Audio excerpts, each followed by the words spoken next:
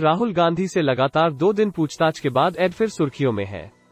10 साल पहले तक एड शायद ही कभी सुर्खियों में आती थी, लेकिन इन दिनों तो सीबीआई से ज्यादा का शोर है। एड विख्यात या यूं कहें कि कुख्यात हुई मनी लॉन्ड्रिंग कानून यानी पीएमएलए लागू होने के बाद से है। इसे समझने से पहले मनी लॉन्ड्रिंग के खिलाफ बने पीएमएलए का मतलब समझ लेते हैं। आम बोली में इसका मतलब है 2 नंबर के पैसे को हेरफेर से ठिकाने लगाने वालों के खिलाफ कानून।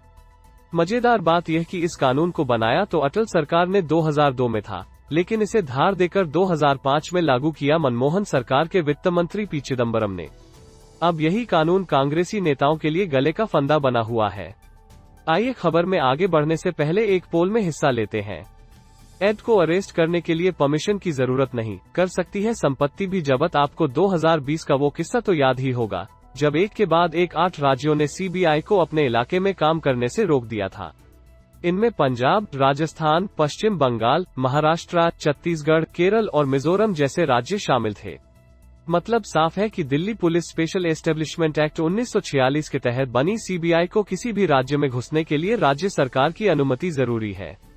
हाँ, अगर जांच किसी अदालत के आदेश पर हो रही है तब सीबीआई कहीं भी जा सकती है, पूछताछ और गिरफ्तारी भी कर सकती है। करप्शन के मामलों में अफसरों पर मुकदमा चलाने के लिए भी सीबीआई को उनके डिपार्टमेंट से भी अनुमति लेनी होती है। वहीं नेशनल इन्वेस्टिगेटिंग एजेंसी यानी निया को बनाने की कानूनी ताकत नियर एक्ट 2008 से मिलती है।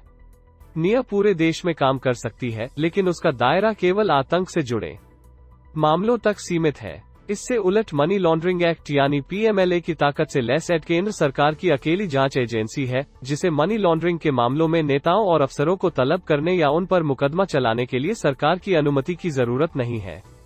एड छापा भी मार सकती है और प्रॉपर्टी भी जब्त कर सकती है। हालांकि अगर प्रॉपर्टी इस्तेमाल में है, जैसे मकान या कोई होटल, तो उसे खाली नहीं कराया जा सकता। जमानत की बेहद कड़ी शर्तें। अदालत को सरकारी वकील को सुनना जरूरी। मनी लॉन्ड्रिंग एक्ट में जमानत की 2 सख्त शर्तें हैं। पहली, आरोपी जब भी जमानत के लिए अप्लाई करेगा तो कोर्ट को सरकारी वकील की दलीलें जरूर सुननी होंगी। दूसरी, इसके बाद कोर्ट अगर इस बात को लेकर संतुष्ट होगा कि जमानत मांगने वाला दोषी नहीं है और बाहर आने पर ऐसा कोई अपराध नहीं करेगा, तभी जमानत मिल सकती है।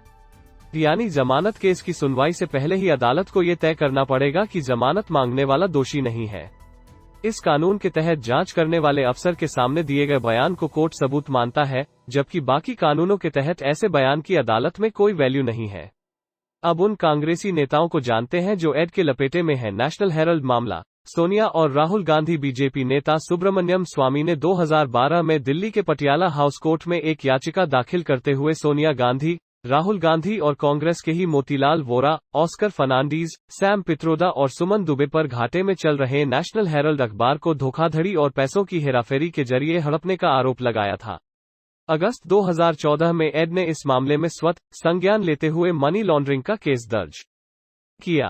दिसंबर 2015 में दिल्ली के पटियाला हाउस कोर्ट ने सोनिया, राहुल समेत सभी आरोपियों को जमानत दे दी।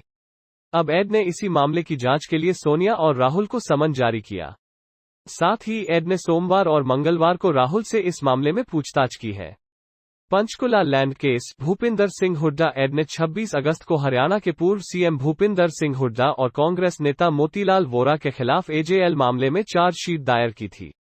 हुड्डा पर आरोप है कि उन्होंने 64.93 करोड़ रुपए का प्लॉट एसोसिएट जर्नल्स लिमिटेड यानी एजेएल को 69,39,000 रुपए में दिया था। पंचकुला स्थित इस भूखंड को 2018 में एड ने कुर्क कर लिया था। एजेएल नेशनल हेराल्ड अखबार का प्रकाशन करता था। आय से अधिक संपत्ति। डीके शिवकुमार। 3 सितंबर 2019 को एड ने कांग्रेस नेता और कर्नाटक के पूर्व मंत्री डीके शिवकुमार को टैक्स चोरी और आय से अधिक संपत्ति के मामले में गिरफ्तार किया था। इससे पहले उनसे 2 दिन तक पूछताछ हुई थी।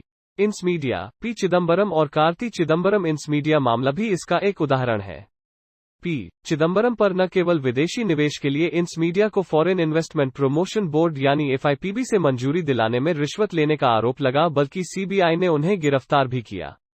एड ने चिदम्बरम से पूछताछ भी की थी। इसी मामले में चिदम्बरम के बेटे कार्ति भी गिरफ्तार हो चुके हैं। जमीन खरीद घोटाला। रॉबर्ट वारा। 2007 में रॉबर्ट वारा ने स्काईलाइट हॉस्पिटैलिटी प्राइवेट लिमिटेड के नाम से एक कंपनी शुरू की थी। रॉबर्ट और उनकी मां मॉरीन इसके डायरेक्टर थे। आरोप है कि इस कंपनी के नाम पर वारा ने बीकानेर में कौड़ियों के भाव में जमीन खरीदी, फिर ऊंचे दाम पर बेच दी। एड ने मनी वारा पर लॉन्ड्रिंग का केस दर्ज किया। इस मामले में रॉबर्ट वारा से अब तक 11 से ज्यादा बार पूछताछ हो चुकी है। स्टर्लिंग बायोटेक बैंक धोखाधड़ी। फैसल पटेल गुजरात के कारोबारी चेतन और नितिन संदेसरा के खिलाफ स्टर्लिंग बायोटेक बैंक धोखाधड़ी मामले में एड ने कांग्रेस नेता अहमद पटेल के बेटे फैसल और दामाद इरफान सिद्दीकी से पूछताछ की थी। अशोक गहलोत के भाई अग्रसेन गहलोत। राजस्थान के मुख्यमंत्री अशोक गहलोत के भाई अग्रसेन गहलोत से फर्टिलाइजर घोटाले में एड ने 2021 में पूछताछ की थी। 2020 में ही एड ने अग्रसेन गहलोत के खिलाफ केस दर्ज किया था। सुरेश कलमाडी। एड ने कॉमनवेल्थ गेम्स घोटाला यानी CWG मामले में सुरेश कलमाडी के खिलाफ केस दर्ज किया था। कमलनाथ के भांजे रतुल पुरी। एड ने मध्य प्रदेश के पूर्व मुख्यमंत्री कमलनाथ के भांजे रतुल पुरी पर हवाला ऑपरेटरों की मदद से प्रॉपर्टी जुटाने के आरोप में केस दर्ज किया है। एड ने इस मामले में रतुल को गिरफ्तार भी किया था। क्या होती है मनी लॉन्ड्रिंग? मनी लॉन्ड्रिंग बड़ी मात्रा में अवैध पैसे को वैध पैसा बनाने की प्रक्रिया है। सीधे शब्दों में कहें तो ब्लैक मनी को व्हाइट करने को मनी लॉन्ड्रिंग कहते हैं। ब्लैक मनी वो पैसा है जिसकी कमाई का कोई स्रोत नहीं होता, यानी उस पर कोई टैक्स नहीं दिया गया है। मनी लॉन्ड्रिंग के मामले में ऐसा लगता है कि पैसा किसी लीगल सोर्स से आया है, लेकिन वास्तव में पैसे का मूल सोर्स कोई आपराधिक या अवैध गतिविधि होती है। धोखेबाज इस प्रोसेस का इस्तेमाल अवैध रूप से इकट्ठा पैसे को छिपाने के लिए करते हैं। सीधे शब्दों में कहें तो मनी लॉन्ड्रिंग पैसे के सोर्स को छुपाने की प्रोसेस है, जो अक्सर अवैध गतिविधियों जैसे ड्रग्स की तस्करी, भ्रष्टाचार, गबन या जुए से मिलता है। यानी अवैध तरीके से मिले पैसे को एक वैध स्रोत में परिवर्तित करने की प्रक्रिया को ही मनी लॉन्ड्रिंग कहते हैं। मनी लॉन्ड्रिंग के जरिए ड्रग डीलर से लेकर बिजनेसमैन, भ्रष्ट अधिकारी, माफिया, नेता करोड़ों से लेकर अरबों रुपए तक के फ्रॉड करते हैं।